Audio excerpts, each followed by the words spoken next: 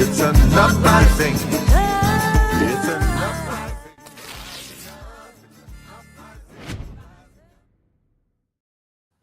Hello, everyone, and welcome to the Green live stream. Hearing something different. I don't know what's going on. Really?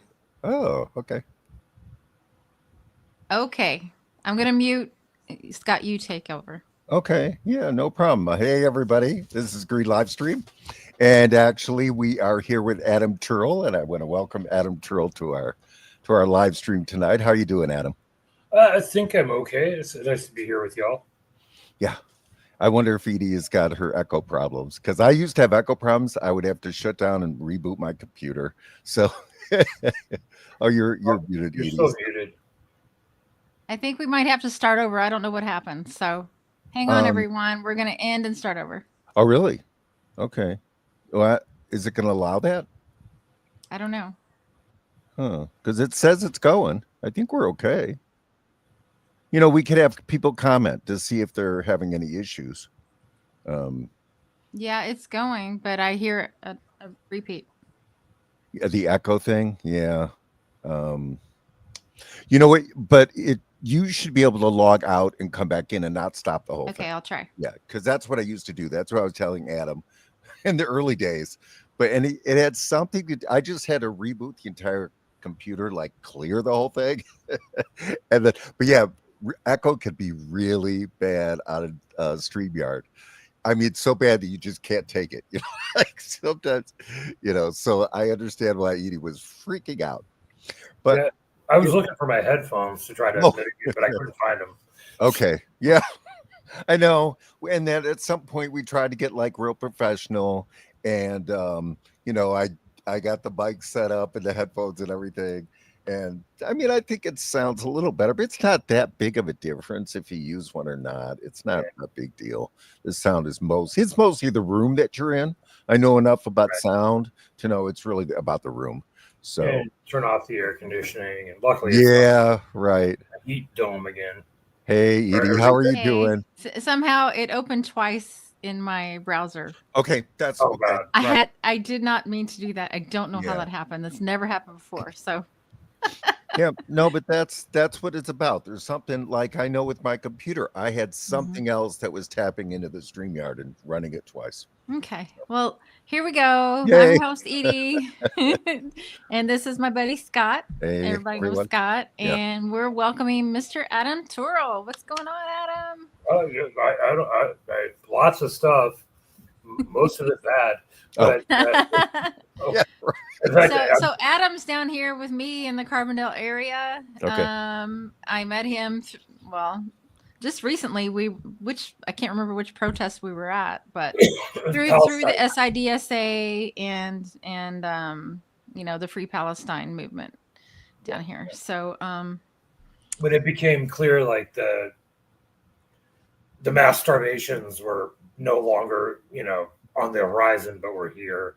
There was like 2 or 3 protests in 1 week, and we saw each other at one of those. It was like unbelievably hot.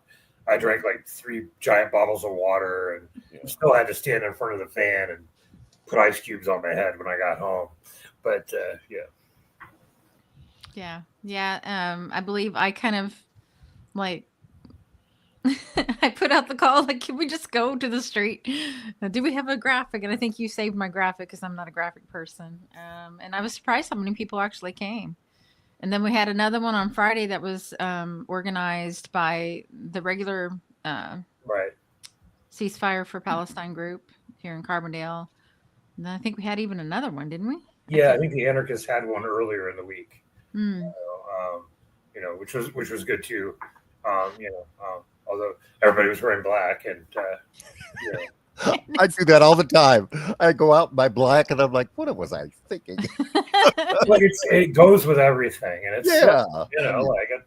Oh God! You know, black. I have black T-shirts like this in my closet. Not kidding. Like, which black T-shirt do I want to wear today? And I found a white one today. Yeah, also black T-shirt. You know, yeah, with one of our designs on it. Usually, I'm wearing some old punk T-shirt about the Mekons or the Minutemen.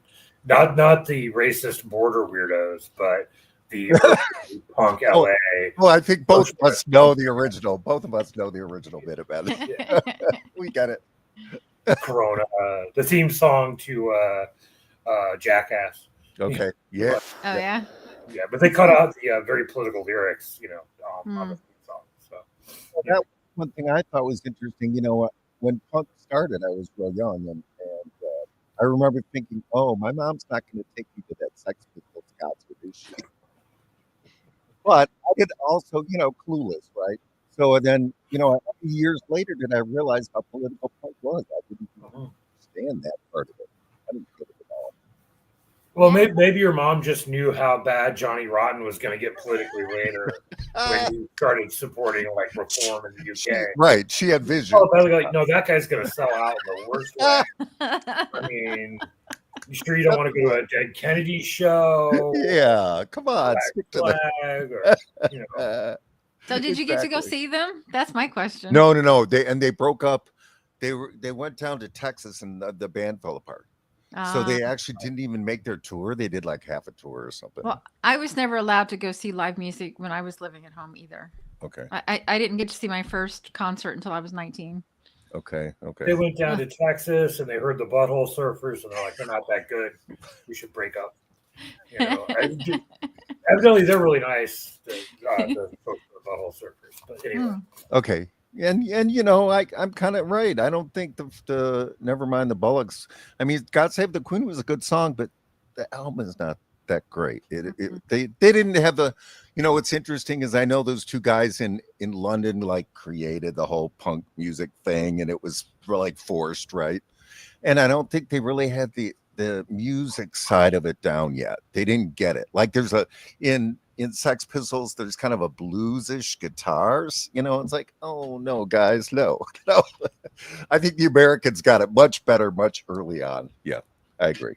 I don't want to anger anybody in Britain, but there's some really good British punk fans too. Anyway, but you're a musician, so I'm going to defer to you.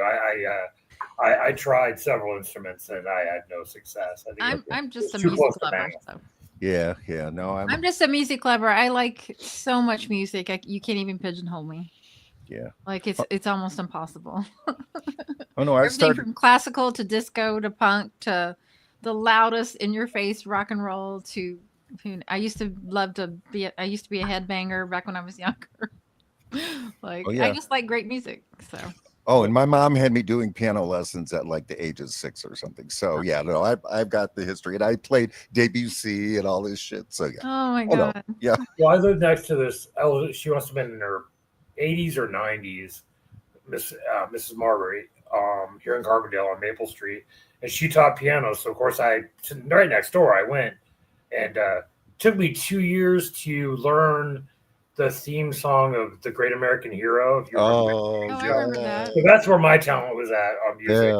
Yeah. That's great. Well, I wanted to ask you about the room you're in. You're at the Born Again Museum. You want to tell us a little or a lot about that? It's the Born Again Labor Museum. It's like an ongoing art, visual art and project and DIY community space that my partner and I organize. My partner Tish Turl, who's a writer, we both write, we both make art, but Tish does more writing and I do more of the visual art. And the idea was to have a space where art wasn't just a rarefied thing in a white cube somewhere for well-heeled people drinking mid-shelf wine. Like it actually would have some connection to a community other than the art world, which is kind of problematic that it's a separate world. And most studies show how stilted it is in terms of race and gender. Even though a majority of the art students are women, the majority of people who are working successfully in art world are men. There are not a lot of studies about social class in the U.S. on that, but in Europe, it's overwhelmingly middle and upper class people. So we wanted the art to be in a the social performance of the work. It's relationship to the world to be with working class people, with social movements and so on. It doesn't mean the art is all didactic or propaganda or whatever, because art is political, but it's not just that. But that's part of it. So sometimes we'll have organizing meetings here. when Roe v. Wade was overturned, we had meetings with people talking about like how we might be able to defend the reproductive rights clinics that were moving to our, because we're in Southern Illinois, which juts into red state, quote unquote, territory. Yep. So we now have like 4 or 5 reproductive care clinics. And I think maybe 1 or 2 gender affirming care clinics. So to have discussions about how we could help protect those, and so on. And later, more things developed out of that. Workers who were organizing at the Starbucks here met at the Born Again Labor Museum to talk about their organizing drive, and they were successful in winning their union. Of course, there's still this long fight to actually get a contract from the assholes at Starbucks. Okay. And we have like, meetings with DSA folks and study groups. So we want to have that come into the space. And then we also take things from the space out into the world. So we have these, what we call like realist historical markers that are sort of like based often on stories that my partner Tish has wrote, or other people who are involved in the journal we're involved with, Locust Review, have written. So, for example, Tish wrote this story about a beaver sculpture at a themed drive-through restaurant called Woody's Chomper Palace that would electrocute people and make them immortal. Okay. And so we put up a sign outside an abandoned fast food restaurant in Carbondale that said "Future Home of the Immortality Beaver." We put up a sign based on a story by R. Faze that is basically the My Body series. It starts off, the first story is I live an hour from my body, and it's about the narrator having this fight with his body because his body hates his job, is terrorizing his boss, and setting fire to things, and is up. And you go back and forth between sympathizing with the narrator and his body. So he put a sign up in front of somebody's house that said, "I live here," or "My body lives here. I live an hour away," or whatever. And we also got inspired by like those signs for free Bibles that cropped up everywhere during the pandemic. Although I think it goes way back, call 1-800 whatever, get a free Bible, and it's also in Spanish. So we put up signs around Southern Illinois that said, "Call this." We set up a 1-800 number to get a free communist manifesto. I saw that picture. It's on the website. That is wonderful. So nothing against the free Bibles, but this will also help you. And it's not an either or; it's an and. Yeah, there you go. And we called it Born Again Labor Museum because there's this sort of feeling that it used to be there are hundreds, millions, billions of people believed that there's an alternative to capitalism possible. And a lot of times that was connected to some kind of socialist politics, some of which I agreed with, some of which maybe I don't. But like there was this belief there, and that's kind of in ruins. And one of the reasons we're in the dire straits we're in today is because people's imagination has been so limited. And I don't just mean artistic imagination or literate, but like political imagination has been so limited that we can't think that it's possible to really break free. So we had the born again part was like, what if we can bring that back? What if we can bring back the belief that everybody could be free, and have that be one of the animating principles for the work we do. Like I said, my partner, they're a writer, and they write what they call class revenge fan fiction. They have an essay that'll be coming out soon about it, probably, that they wrote for Spectre Journal. And basically say like fan fiction is like where fans like rewrite the stories of franchises like Harry Potter, get rid of the transphobia and the racism and all the other anti-Semitism and all the horrible things that are in that franchise, or rewrite Star Wars or whatever, or do things that are less progressive, like have Sam and Dean from Supernatural make out, which is problematic for many reasons. They're brothers, but there's just the fans intervene in the canon. And what Tish describes is the stories around capitalism are the ultimate failed canon. So Tish is trying to rewrite the narratives that we build around ourselves that justify the way things are, that should be unjustifiable. We're trying to do something similar with the artwork as well. I was just going to say, you can't change things unless you can see what you're after. You have to be able to imagine it, visualize it, and then figure out the steps to get to where you want to get. You know, we do that at the Green Party all the time. Today I've been sharing about the global strike for Gaza that starts tomorrow. It's going to be every Thursday until, you know, until we break it, I guess. Susan Sarandon, Scott just told me Susan Sarandon's joining the flotilla. Yeah. There's an open letter out to the Pope telling him to get on the flotilla. It's supposed to be like lots of ships this time. Oh, okay. Okay. Yeah. You know, I wanted to comment, Adam, to what you were saying about I see that so much in the left, Marxist, communist, whatever space is, where, and I'm pretty new to it, so it's kind of, I'm in the research mode, right? And it does seem like, right, there's such structures that they seem to be really stuck in. And I was just watching a interview with Butch Ware, and he had talked about how, folks don't realize that it's not like Marx invented socialism. He may have coined the term, but he didn't invent it. He talked about a lot of indigenous cultures in Africa in past generations where the concepts of socialism were so important. And so I think that's a good way to think about it, is that, we do have a tendency, I don't know if it's our Western brains or something, but how we want to just have laws and things that mean this or this or this. And are you a Marxist? Are you a communist? Are you a this? And it doesn't allow for just kind of just feeling things out and maybe coming from different spaces. So I love your concepts. They sound fantastic. I would love to go there. I'd love to go to your museum. Come on down.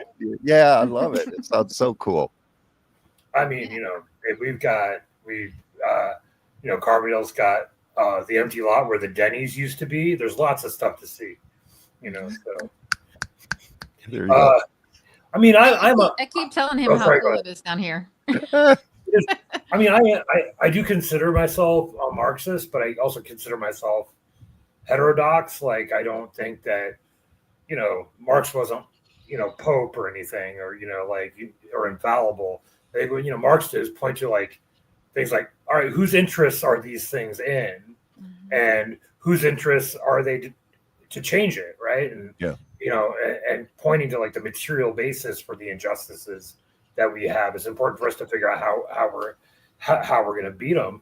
But socialism of some kind was like the default for how human beings organized ourselves. For most of the time, we were a species, right? Like hunter-gatherer society, and there could be fights between different groups, but within groups, there were no real hierarchies that were like class-based or artificial separations.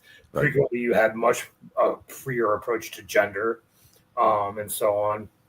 And we keep learning that a lot of the assumptions about the gender division of labor in hunter-gatherer society was actually archaeologists projecting contemporary onto the past. We know a lot of the cave painters were women, and that a lot of women could be hunters and a lot of men could be gatherers, and that you could actually in many cultures move between genders, and there were additional genders and so on. So most of the hundreds of thousands of years we were humans, we lived relatively egalitarian, relatively small d democratic lives within the groups we were in, and within the neighboring groups, unless there was some kind of calamity, which is what caused conflict most of the time, between hunter-gatherer groups and so on. Of course, then we get class society and civilization, and then it gets much messier, right? So, but that's only about 10,000 years, out of hundreds of thousands of years. Yeah. So what's artificial is this crap. Like, oh my God. Like being forced to be greedy and worry about yourself above your community. That's relatively new, right? And I would wager it's wrong.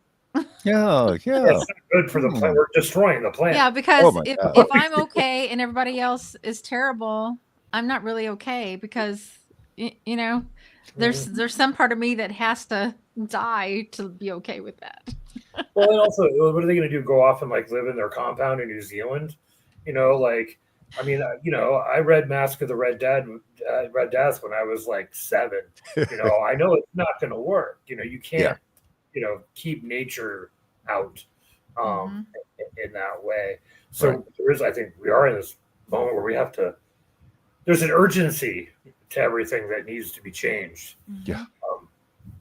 It's scary. I mean, we are in favor of a universal healthcare system because the profit motive is the wrong motive for. It's not care. It's insurance. Mm-hmm. And it's I like to call them extortionists basically because that's what they are. Right. A friend of mine, well you met my friend Yvonne. She was talking to some folks here in Carbondale that came up from the south because their prescription bills were so huge that they had to sell their house. They had a house. Jesus. Yeah, they were paying a mortgage. They couldn't pay their mortgage anymore, so they had to sell it. And they thought Carbondale's a little cheaper. The guy had open heart surgery. He was trying to get released from the doctor so he could go to work. He already had a job lined up. But in the meantime, they were desperate. So they're on a corner seeing if somebody can help them. They have nowhere to go. Yeah. And that's the state of our world now. Like, even, it's not a meritocracy. It's like, even if you do everything right, you can still end up on the street. Right. Yeah. Yeah. So, I mean, and then someone's going to moralize about like people with, heart conditions being like, what about Dick Cheney? I mean, how many times did that guy, it didn't affect him at all almost. The fact is, like, I had surgery a couple years ago. Luckily, I had insurance, and luckily SIH, actually will forgive a certain amount of your medical bills beyond what insurance will pay if you don't own anything. And luckily, I don't own anything. But like, this gets to like, I think part of why it's important to have like, a sense of like the structure of it, like why it's this way, because every other advanced, quote unquote, wealthy country has some kind of universal health insurance. A lot of developing countries have some kind of universal health insurance. You get better outcomes in even some very poor countries that actually prioritize healthcare over profits. Yep. But because it's become so integral to part of our ruling class, our capitalist class, hundreds of billions of dollars in the insurance industry and in the healthcare profit system, like just creating a national healthcare program in the United States would be the biggest redistribution of wealth since the end of slavery. Yeah. They treat what should be a relatively minor but important reform, one that doesn't threaten capitalism, because it doesn't threaten capitalism in France, right? But now becomes an existential threat for the people who are the wealthy and powerful in the United States, which I think gets at one of the reasons why we have to break from any political party they own, right? Like, yes, why even against their own electoral interests, the Democrats keep sabotaging even minor reforms, right? Just terrified of alienating the capitalists. Yep.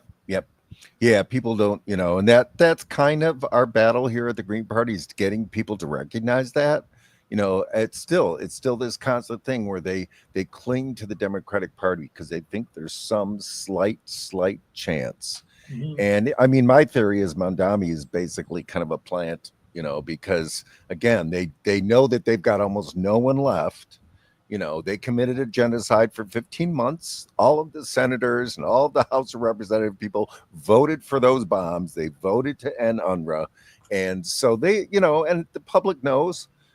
They know that this is what the Democrats did. So they're, instead of them trying to solve their issues, they won't ever do that. So they'll bring somebody, an Arab Muslim guy, to be their new savior and to keep people, just clinging.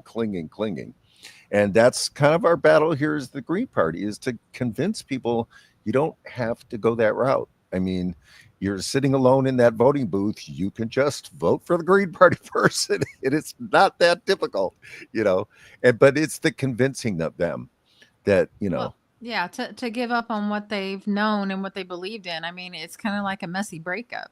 Yeah.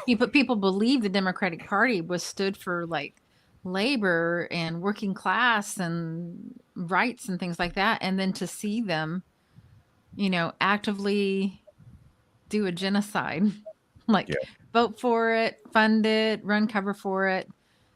That's why Kamala lost. Still saying, she couldn't even fake it because her donors wouldn't allow it. Well, yeah. But back to Mom Donnie. I always try to switch the Mamdani, M and the yeah, I know. N. Yeah. I just learned that he had $250,000 donated to him from some rich dude. Oh yeah. Oh, he's getting a lot of big money now. Yes. Yes. So I he's think- going to sell out. And Well, I think there's a couple. I think there's part of the Democratic Party that wants to, absorb Mamdani. I think it's a minority position in the Democratic Party leadership, though, mostly around some of the old Obama people who recognize that he can galvanize some of the young youth vote, maybe bring some life back to the Democrats and stuff like that. Sort of along the lines, they want to use him like the way the Democratic Party used to work from the 1930s through the 1980s, where you'd have a candidate sort of sheepdog the left, back into the party, like Jesse Jackson did in the 1980s, to get what was left of the new left outside the Democrats back into the Democratic Party. And you end up with real absurdities like people who are in like various communist organizations who thought fascism was here in the 80s and were talking about going underground, but then working to elect somebody into the presidency and so on. But there's also a large part of the Democratic Party that is so used to its like technocratic neoliberal approach since Clinton that doesn't even know to try to pretend to get in front of the movement and bring it into the party. So that gets some of the tension around the Mamdani stuff, I think, also, where you have, Jeffries and other people in the House and in the Senate and in the Democratic Party in New York City who are trying to isolate Mamdani from the rest of the Democratic Party at the same time because they are so compromised by decades of neoliberalism that they don't even remember the Democratic Party's historic function to get in front of the left and bring it back into the party. I don't know whether Mamdani morally, like himself, will sell out or not. I do know that even the modest, really, really super modest proposals, because people have forgotten, New York City used to almost basically be social democracy in one city. The social welfare programs when New York had the largest concentrations of industrial workers in the world were pretty impressive, especially by U.S. standards. All that was gutted after World War II with the on-purpose deindustrialization of New York City to turn it into a city of wealthy and petty bourgeois playboys and all the stuff they did. Right. But to get even the modest stuff he's proposed, because of like what we were talking about before, about how embedded capitalism into every part of life would require probably strikes, mass protests. Yeah. And so I think I think it'd probably be better if Mamdani won than not. But to get the stuff that he is promising, we need those strikes and protests and so on. And also we can make clear that even though this is not a threat to capitalism as a system, the Democrats can't even countenance this barely. So, because it's a threat to their donors. We need to have our own party. Right. Yeah, because it's a threat to their donors. That's why. Right. If they're not lockstep, and when we learned that with Cory Bush and who was the other person? Jamal Bowman.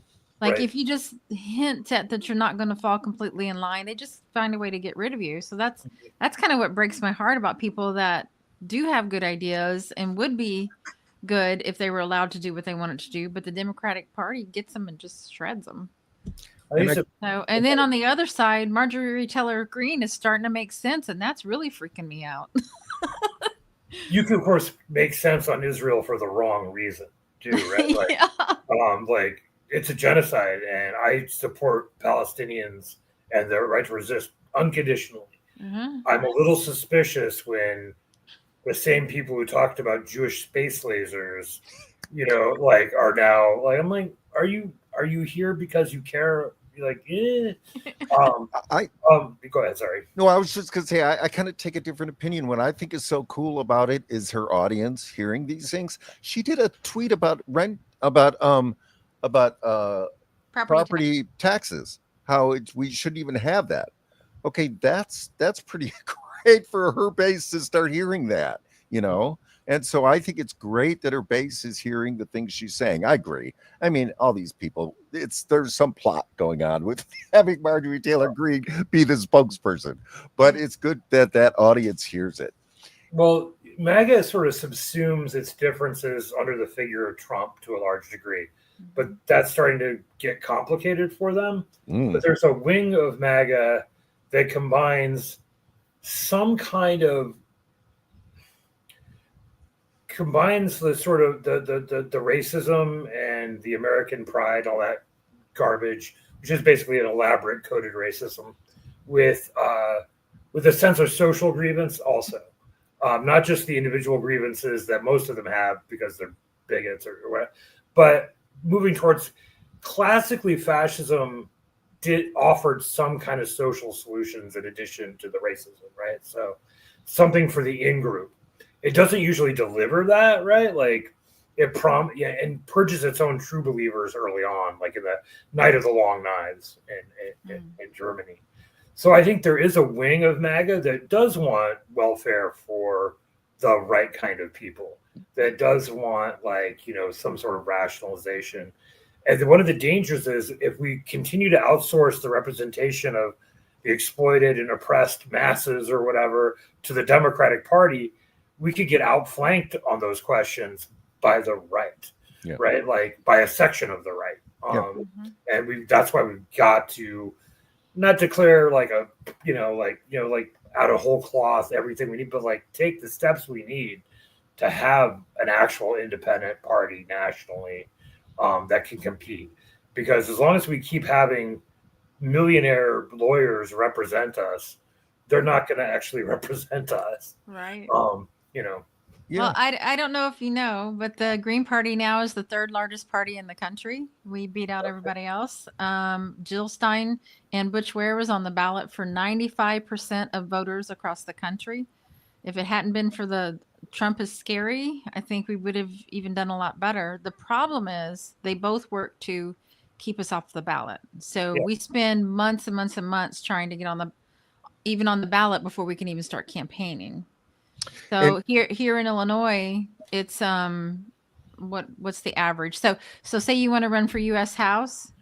If you're a Democrat, you need about what did I say, like 900 signatures. If you're a Republican, you need a little less, like 700 and something. If you're green, you need 16,000. Right. Yeah.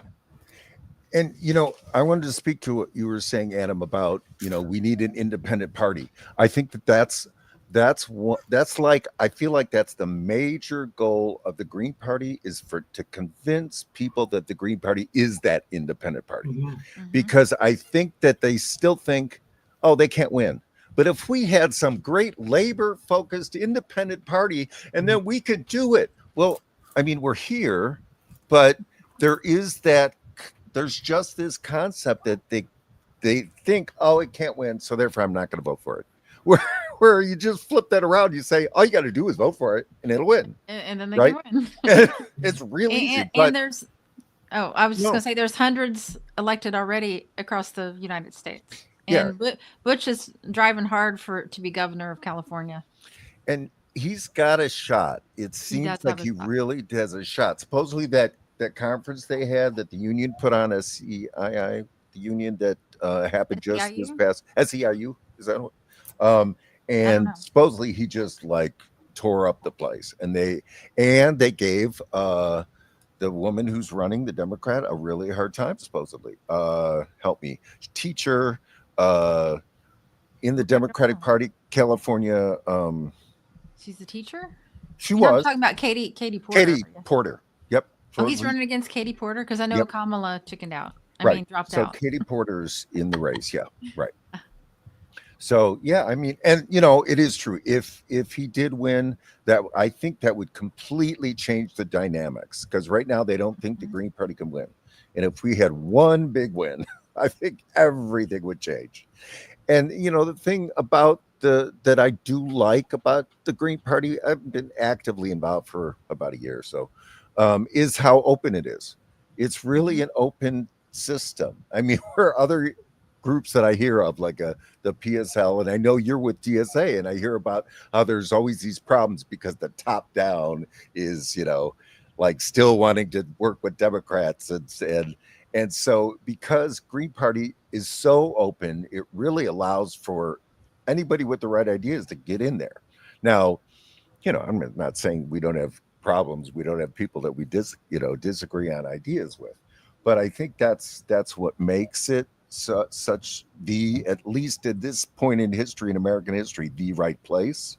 Well, and I would say, Adam, the major difference is we are not allowed. We have to sign off on never taking corporate and super PAC money, and that is what's corrupted the entire system.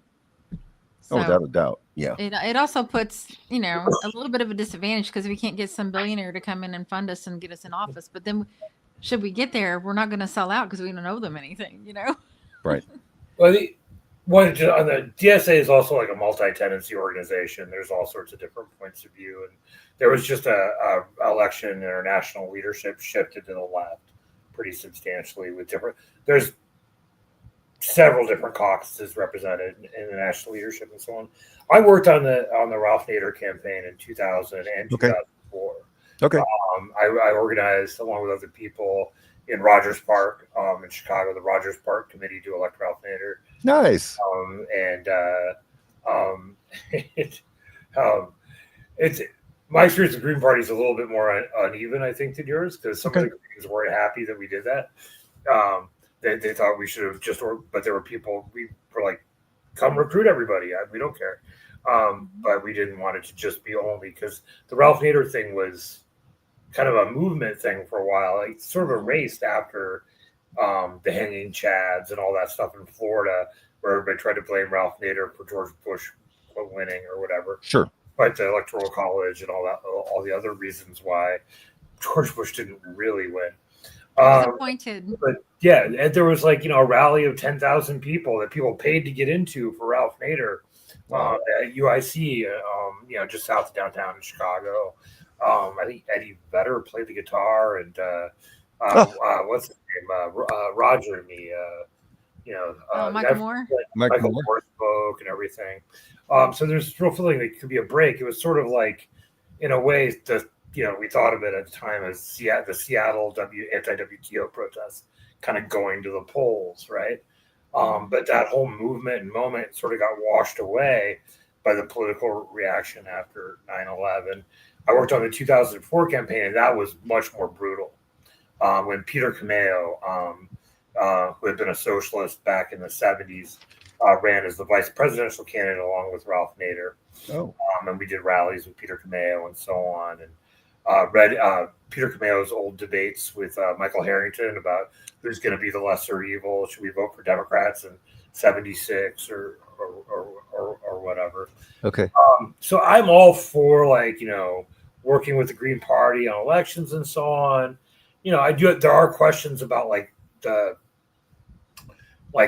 I've had discussions with some of my Green Party friends about what's the overall political strategy of the Green Party, and the strength of being open is also it might be too open sometimes, Sure. And I interviewed our candidate for governor, was it 15 years ago, who was from Carbondale. Oh yeah.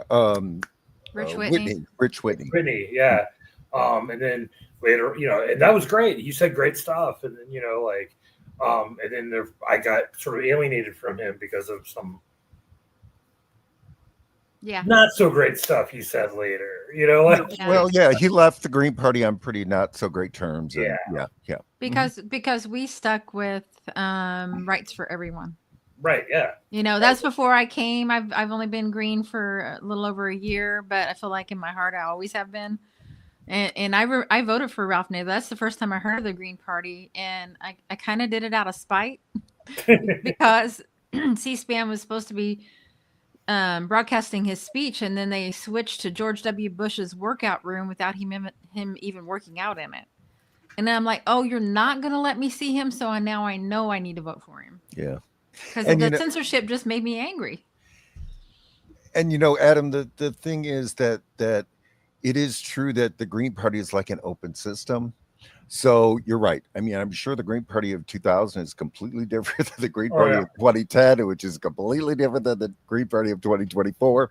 Right. So, yeah, I mean, there's no doubt. And there's also no doubt that, I'm sure that Ralph Nader was the first real threat to the Democratic Party's existence. So they went hard to destroy him. They went hard to destroy him. And we're both from Chicago, and the Black Panthers and their history, how the government made sure to destroy the Black Panthers, right? And so you do have that to deal with. And it is weird, like I'll talk to people who've been in the Green Party of the past, and so they'll be like, yeah, God, I'm done with the Green Party. And there's no doubt that situations come up and we have to work through them. Certainly the trans issue was a big, not just in Illinois, it was a huge deal in South Carolina, and I mean just a massive kind of fight. And we had to like fight for rights there, right? And so yeah, I mean it's certainly an ever evolving system. Yeah. Oh yeah. Yep.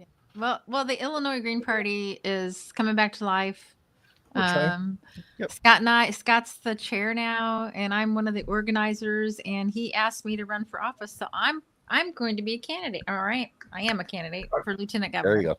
Yeah, I'm sure I'll vote for you. Yeah, there you go. Yeah. And we need more people to run. We're still looking for somebody to run against Mike Bost because he's just so awful, and nobody's running against him.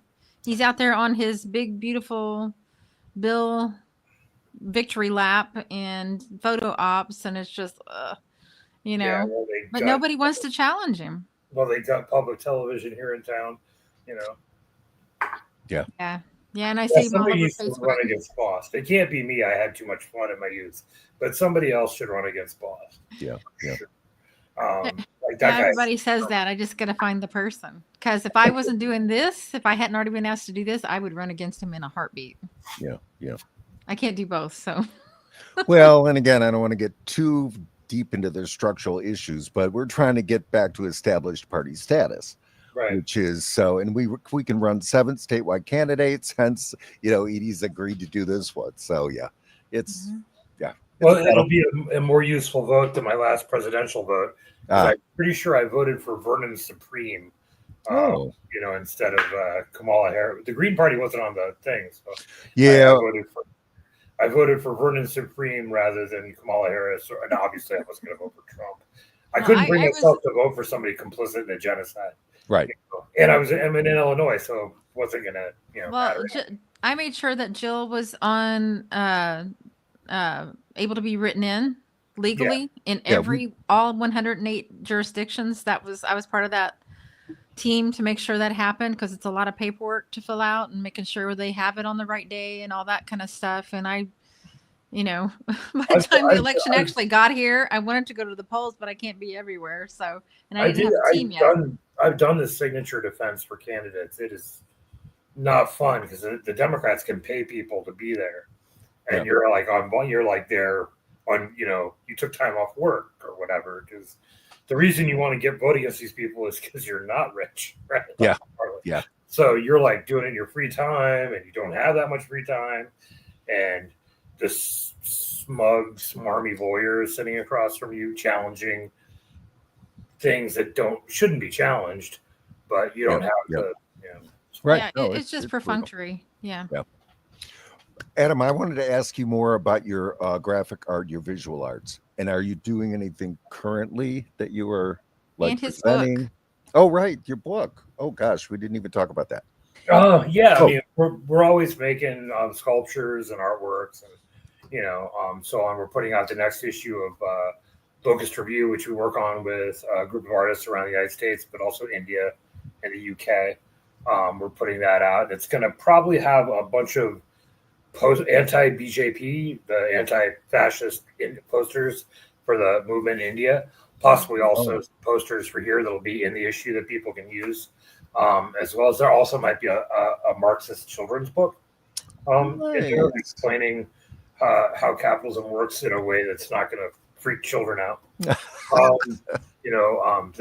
worked on the illustrations for, and as well as other material, and so on. So we're always making more stuff, and I'm going to have some artwork at the university here at a conference in October.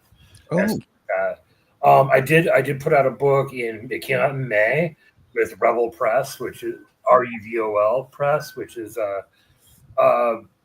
based in the UK and Finland. okay. And it's about sort of like three sort of big sort of interwoven things. One, this, I'm not saying this, we've entered a Gothic phase of capitalism. I don't have the hubris to name a phase of capitalism. I think there's a Gothic aspect to it because capitalism is based on the constant creation and destruction of capital, and innovation, quote unquote, novelty, and people fight and they win reforms. You beat back a racist law or a heterosexist, norm or something, but then capitalism reestablishes it. Your grandpa is a shop steward at the International Harvester Factory or whatever, has a decent life, but then the factory closes and the town's thrown into poverty. And that big ruin that surrounds everything, which is that sense that an alternative was possible, sort of hangs over. So that's the first thing I'm talking about culture in the book. Because a lot of the way art was discussed at the end of the 20th century, beginning of the 21st century, coming from the point of view of the rich and powerful or our ruling elites, was that time no longer mattered to culture because they were sort of like tourists in space and time. If you're living in a penthouse in Manhattan and you can go to the Museum of Modern Art and you can have any food you want. You are a few $1,000s away from anywhere on the planet you want to be. Time doesn't matter to you. But for the rest of us, we're still constrained by, we might have a performance of everything everywhere all at once on our phone maybe, but we live in a trailer park. We have a shitty boss, trans kids who want to transition, but they have bigoted parents or they can't afford it. Like everybody else, the exploited and oppressed are still constrained by time. So that's the first part. Okay. The second part is that the art world is this rarefied space. And there used to be a reason for that because there was this innovative aspect to modern art. It was sort of creating the language of fully blown modern society. But that's no longer the case. That sort of succession of innovations of realism, romanticism, cubism, expressionism, Dada, that's all over. So it's the work they made is still there and it still means something, but that process is over. So why is this still a rarefied space? And that ends up infecting the meaning of the artworks that are created. So, and this really hit me hard when my partner and I were living in Nevada. I was teaching at the University of Nevada, adjuncting there. And there were protests in Los Angeles, because we go to Los Angeles fairly regularly, against the art galleries that were moving into this working class Mexican-American neighborhood, Boyle Heights. And the entire neighborhood was just like, get these fucking art galleries out of here. It's like, it's crazy. You can't make like artwork that's anti-capitalist or progressive, critical, or even just artwork that's good but apolitical, and then have it be objectively used by real estate interests to displace communities of color and working class people, and so on. So like, we have to think about the social performance of the artworks we make.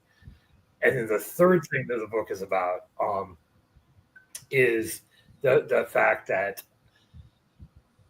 the digital online space, that's not a rarefied space, but it's heavily mediated by capital. So it kind of ends up becoming almost a total art of capitalism, in the way we put our avatars on social media and we sort of compete with each other, even when we're on the left.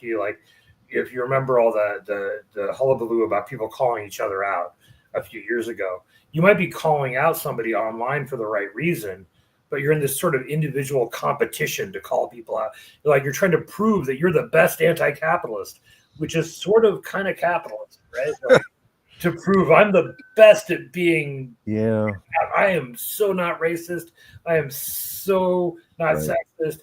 I'm thinking about every kind of and I think that stuff's important, but the competitive nature of it was like you're performing anti-capitalism in a capitalist way.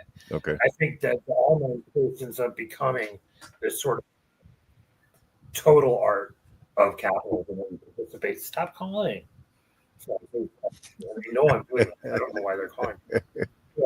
And then the last thing that goes through those two things is the argument, and this comes from the art critic Ernst Fischer, who argued that art is both social and spiritual because of hunter-gatherer societies. It was kind of like the projection of our conscious, our ability to imagine and think on all the stuff we didn't know yet.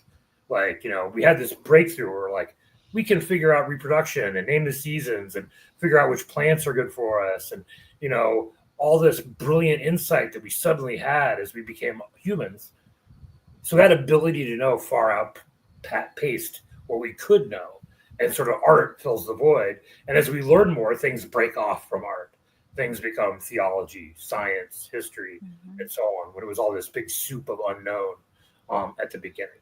So you can't make it, all art is political, but it's not just political, and the way art is set up in this society takes away both its social and spiritual value by making it about crass commercialization and all the stuff I was talking about before. So that's kind of what the book's about. I go into specifics, obviously, and try to unpack that. And stuff like that. Well, art is just supposed to be freedom of expression. What's inside can come out in some way. I mean, that goes from music and writing and art pieces and everything, right? Writing a song. I did want to put this comment up. Our Swartz. Can you all contact Nick Estes? I don't know Nick. Have I heard the I word? Indigenous. Please don't forget about whose land we stole in order to do this capitalist absolutely. experiment. Absolutely. Yep. Without a doubt. Agree. I mean, that's what this land was founded on. The same thing that's happening in Gaza. Right. I think that's why it's so painful, and we see it just keep happening over and over and over. And you on some level, you keep thinking, well, did we get past that yet? And the answer is absolutely not, because the powers that do those things are still in control, right? Until we say they're not. So, I wanted to make one comment that you were talking about in terms of art and its kind of purpose. And I certainly know, as an older person and doing a lot of more music than I've ever done in my life, that it is about, the performance, it is about community. That's the purpose. We're the thing about us musicians is the point is to get together. And so I've gotten into so many spaces that's allowed me to just get together. And we got a tip jar. We do have a tip jar. That's the level of our, but that's that it does kind of speak to the importance of art and how you as a human, what drives you to be a part of it. And so, I think that you're hitting on really points that I had never thought of before in terms of especially the art history. I mean, I follow this stuff and I paintings and know all of the the steps you talked about in terms of the different periods. But you're right, and it has been it's in a new world. Let's say I'm not an expert on that, but it's sitting in a new space. But it does. I always come back to this idea that the physical is what counts, and whether that be a painting or a performance of music, the physical is what matters, and I think that's what's the human part of it. Well, yeah, I mean, and the art world has huge gatekeepers. Like my favorite artist is Vincent van Gogh. He made $30 his entire life. Yeah. Because everybody thought it was terrible. He was too far different, too far ahead of his time, and now he's one of the most beloved artists in the world. So, what did they know? Nothing. I mean, from a human point of view, like what makes an art object is that it's a record of a human performance, right? It's one of the things I've tried to get across when I was teaching to my students is I'd rather see something they make that's bad, right, quote unquote, that's honest, that's something good that's not really theirs, which is related to like some of the pressure I think around generative AI and stuff like that. And there's this idea that what matters is the stuff like historically the capitalist class had an ideology around art for art's sake, that it was valuable because it was art. And their conception of art was fairly new, right? It's only a few hundred years old, that it's not utilitarian, it's philosophical somehow.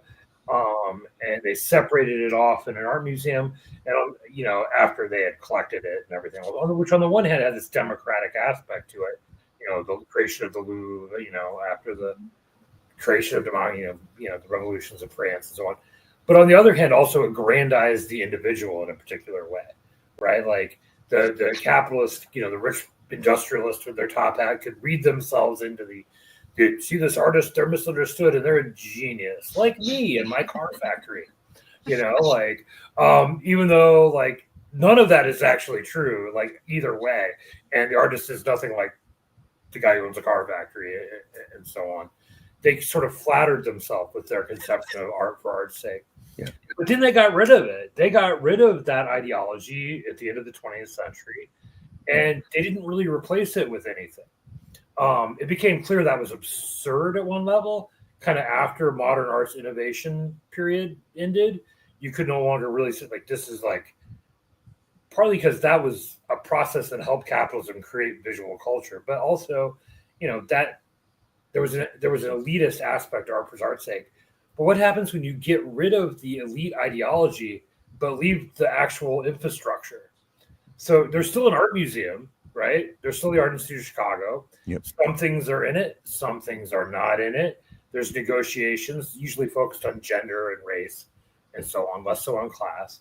But also when they focus on gender and race, they don't necessarily focus on that in an inclusive way that gets at like working class women or working class people of color or whatever. It stays at one certain level, but there's no overarching ideology about what the art space is supposed to be anymore. It's kind of like neoliberal capitalism. Nobody can explain to you why this is the best anymore because nobody believes it. And the art space is kind of like that too. It's kind of like the cultural equivalent of Macron and Hillary Clinton, or like there's no there happening, which is super frustrating because like going to the St. Louis Museum of Art and sitting in the room of the Max Beckman paintings is like a religious ritual almost for my partner and I,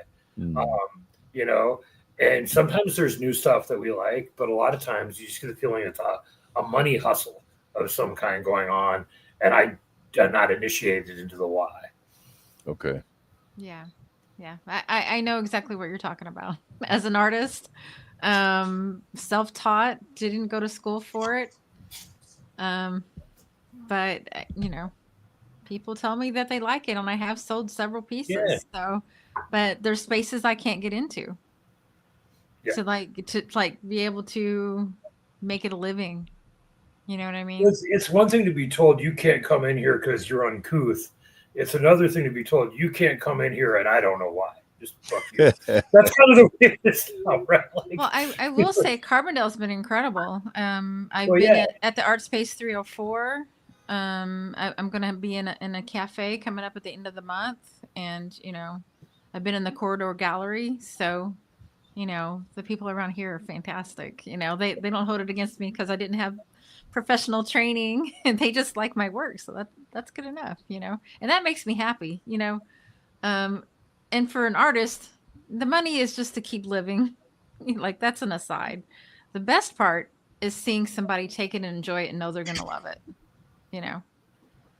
That just gives me joy. Yeah. Buying art supplies. Yeah. I had a friend who worked at Dick Blick in St. Louis, and she said she felt like a drug dealer sometimes. People would come in with their paycheck, get way too much art, paint. Oh my God. I need this many canvases, and I need, and I'm out of white. I need like 6 tubes of white. You can still eat dinner, right? I'll find something. Right. You can't eat paint, folks. You can't eat paint. No, it's not. It's not good for you. Eh, Even I if they mean, say it's organic. it's weird because like the outcome of all that innovation in modern art was really two things: anybody can be an artist, and anything can be art. Yeah. And then the third thing is that creates some sort of philosophical argument. But it's remained this rarefied space, so it doesn't know what to do with itself. Because the end game should have been also, now we're going to have art galleries in every neighborhood. Everybody can get access to this stuff and do what they want with it. Yeah. And that didn't happen. Because a lot of the artists who made all those gestures that pointed towards anything can be art, anyone can be an artist, a lot of them were socialists or anarchists or dreamers of some kind who wanted a transformation of the rest of the world too, where it would be like because it's not supposed to just be this rarefied thing. Yeah. What if every workplace had genuine art, instead of like, the mass produced AI crap that they sell at Target, what if what if there were people hired in every town to just constantly make stuff for the town? Right. There's no reason for that not to happen, Yeah. other than capitalism. And there's Right. so many talented people that could be given, also talent's a bit of a misnomer because, the reason why some people are good at drawing and so on is because they did it over and over again as a child, right? And then they got training, right? Or they didn't get training, but they learned it on their own. But so talent's a little bit of a exaggeration. What is it they say that art is like 1% inspiration and 99% perspiration? Yeah. Or, for me, it's like, I was an only child. My dad was a Baptist preacher. My mom was a high school teacher. So I'd be sitting alone in the corner of the church or my mom's high school classroom drawing.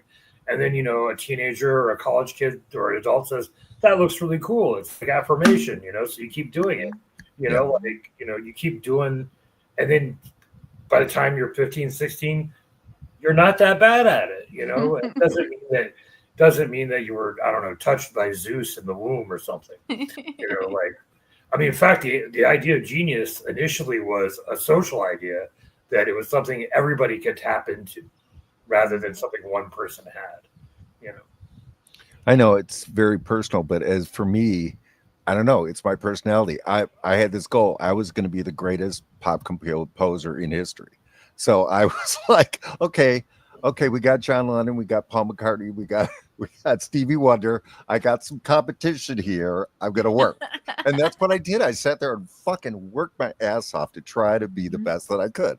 That's its own other real weird realm. But yeah, I was just going to say that makes you keep doing it over and over and over. And then eventually, like what used to take me months, I can now do a painting in a day. Mm-hmm. Yeah. And I like it more and it feels more expressive, but right now I'm kind of having a little bit of a crisis with that because I'm so hurt and angry and I don't know how to express it. And my art room was always a place of joy for me. Mm-hmm. So I'm having kind of artistic crisis. I'm surprised you haven't. Like I went and I just totally changed everything I was doing. I wrote completely political stuff, right? Like super, super, super political because that's what I was feeling, that's. So yeah, I'm surprised you haven't. I'm surprised you haven't, but okay. I did like a few years ago. I did a painting of the character Alita from the early Soviet science fiction movie beheading Elon Musk. There you go. Sometimes you gotta, right? Get some words. I don't know if like trying to be the best is like the best motivation. But I think I think the best, like what we can hope for now that we're beyond the point where like one person can invent a new entire style of something. That's over. Yeah. At least for the foreseeable probably century. The best we can hope for is to bring our creative expressions in concert with other people's to try to point outside of the limits of the stultification that we get from the way things are set up currently. One of the problems I have is like, a lot of like there's a lot of prestige television that's very nihilistic about human nature and human beings. It might be well done, but it's just like another apologetics for another Tony Soprano type person. And it's dark, and everybody's, rarely working class people are represented unless it's like crime or something like that. Yeah. Or then there's like complete saccharine emptiness, like the emotional pornography of like the Hallmark Channel or whatever. And what I'd like to see is like, things where people actually do care about other people without lying about it, without looking into actual social relations, looking at what it would actually take to have a different kind of world. And that's going to take the voices of a lot of different lived experiences, right? And only in concert can we hit all the notes that we need to hit. My two favorite albums when I was in high school were a recording of Beethoven's Ninth Symphony and Public Enemy's Fear of a Black Planet. Oh, okay. This wall of sound collage. Yeah. And I think that's in my head almost like an image of the sublime. Like, what would a culture of a truly equal, democratic, egalitarian society that finally gets rid of racism, sexism, heterosexism, like it would be this sort of joyous cacophony that wouldn't necessarily be undissonant. There might be contradictions and conflict and so on, but would finally be free. And unfortunately, Chuck D now works for the CIA. So there's that. I didn't know about that. Yes. I was like, there's some problematic lyrics even on. Oh, really? Okay. And Keith Shockley was the one who engineered the sound collage. Oh, yeah. And of course, there was a legal case to sort of put the end to that sort of golden age of sound collage in 91, which was Grand Upright Records versus Bismarcky, if I remember right. Okay. Wow. You know a lot more than I do on the tech stuff. That's good for you, man. They made me take a law class once. Okay. And I was so annoyed that I had to take it. I was like, I'm doing only fucking, excuse me, sorry, my language. No, it's okay. I'm only talking about the First Amendment attacks on hip hop. Like, you told me how to do law. This is the law I'm going to study. There you go. Well, if you would like to hang out after show, that's fine. We can chat a little bit. Scott probably has to go though. But I would just want to thank everybody for coming. And Adam, you were a fantastic guest. Yeah, thank you so much, Pleasure Adam. to get to know you. I should say you should, in addition to voting for the Greens this time, you should check out the SIDSA if you're down here. We're doing a lot of organizing around labor, anti-imperialist stuff, trying to network. There's also good comrades doing work with other organizations. There's the Greens. There's also the Carbondale Assembly for Radical Equity and Rainbow Refuge, helping bring queer and trans refugees to town. And we'll hook you up with union people if you want to talk to us about organizing. There's stuff to get organized. There's actually a lot, weirdly enough. Yeah, absolutely. And there's 3 of them in the room right now. Yes. Okay, everybody tune in on Saturday at noon for our news of the week, and we'll see you then. And thanks, everybody. Thanks for stopping in. An uprising, we're rising up. It's an uprising, we're rising up. It's an uprising. Fight the power. It's an uprising. Fight the power.